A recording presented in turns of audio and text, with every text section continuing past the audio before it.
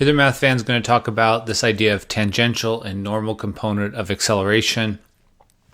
I have for years been talking about the Sea-tac parking structure, which is here.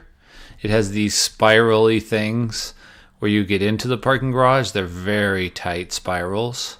So I'll talk about that in just a second as our last example of an opportunity for us to think about the normal component of acceleration. We have these formulas, and again, in the course itself, mostly it's just computation, but I like to give a little more of how we think about acceleration. I've talked about how acceleration can be in front of the principal unit normal, can be behind it, can be in the same direction as it, and we would like to measure. So we talked about this idea of we can project this onto this or here and find out some information, but I want to show you some visuals. And ultimately, we interpreted them. I do this in class. You can see in my notes a discussion of those formulas, a derivation, their projections. Here I've shown you, this is from a previous video where I'm throwing an object. So we're going to throw an object in the air. The black vector is the acceleration. Some of the acceleration is slowing me down. You can see that I'm actually slowing down 29, 27, 26 feet per second. But some of it is also making me turn. And some of that has to do with the curvature, and some of that has to do with how fast we're going. So I have all those key numbers down here. Okay, if we want to separate the acceleration into its two components, how much the acceleration is in the direction of the tangent, how much is in the normal, we can do that. So I'm going to show you that now, right here. That's the normal component of acceleration. Right now, that is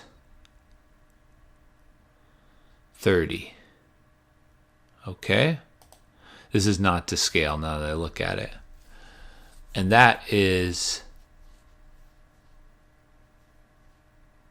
Sorry, that it is to scale. I just have drawn the wrong links. No, I haven't. This is fine. So the orange length right there, the orange vector length, is -10. That's the tangential component of acceleration. Negative means we're slowing down because it's pointing backwards, it's pulling us backwards. And the normal component is 30. It turns out the normal component is the curvature times the square of the speed. So if you wanted, you could take those two numbers, square the speed, multiply it times the curvature, you're going to get that number. But basically we're losing 10 feet per second every second or so, but that's immediately changing. Okay, so if you then move forward, and let's show some of this. So I'm going to move time forward. You can see that the acceleration is causing us to turn. The normal component's big, 31. The tangential component is small. I'm starting to get to a place, and then there's this moment when the tangential component is 0. And everything is just making me turn. And then we start to speed up. You can see the tangential component is positive. I'm speeding up. So that's just a way for us to think about acceleration. It's also a way for us to give acceleration given a certain story. Meaning we're trying to model something. We might know those two numbers. Like how much are we increasing our speed? How is I think these could possibly be numbers we might know. We might know this. We might know this. And from that, we might be able to figure out what these are and construct our acceleration to match a given scenario. So I'm going to end this with an example of this helix. So if we're moving up this parking garage, it's actually a famous shape called a heliocoid, I believe, or helixcoid. I'm not sure how to say it right. But it looks kind of like this. If you drive around on it, and I made a little fake car. Here we go. We're driving up here. This is this.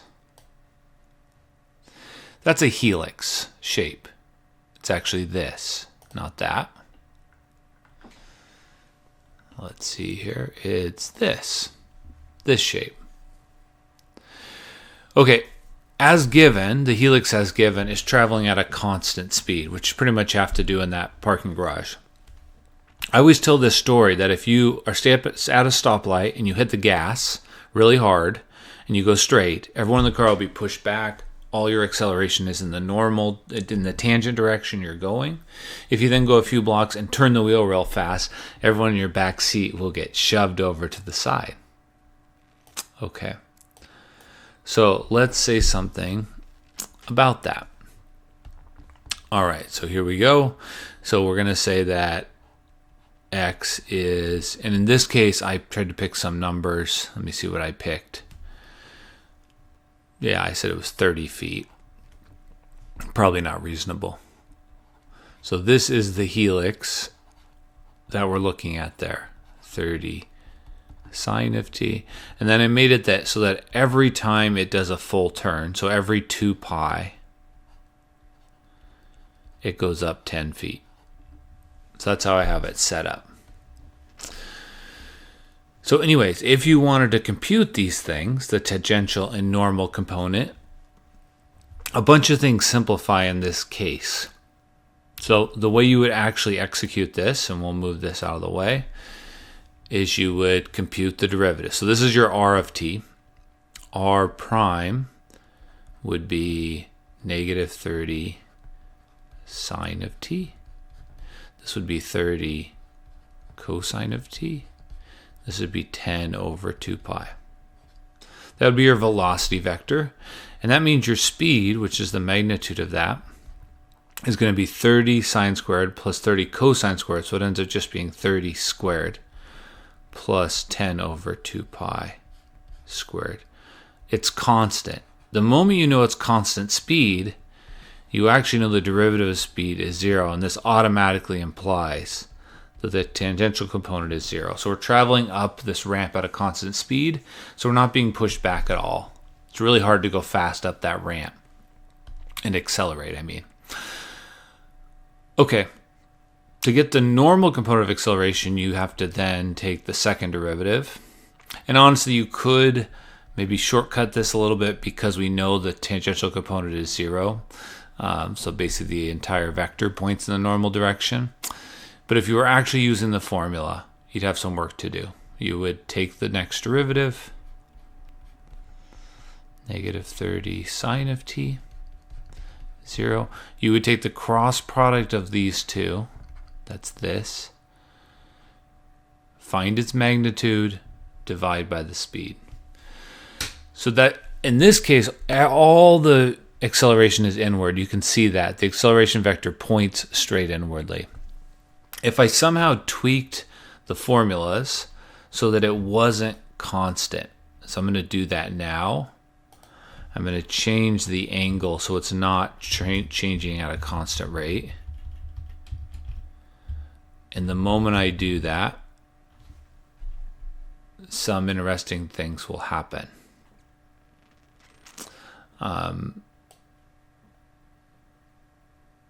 So now if I let it go, let's see what happens. I'm speeding up as I go. Oh, my car's getting longer too. I didn't realize I had that built into this. So you can see because of that, because I'm speeding up ever so slightly, if I remove everything else from the story so we can see it. I'm going to remove my car too. Yeah, the acceleration's only slightly ahead there.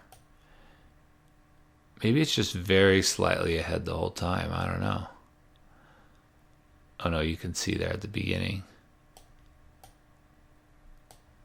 So now I'm going to be speeding up. Oh, I'm way ahead of it. I see. I made it too much. Let's shrink this a little bit. Yeah. So anyways, because of the nature of the formulas, it was constant circular motion. So I hope that was sort of interesting.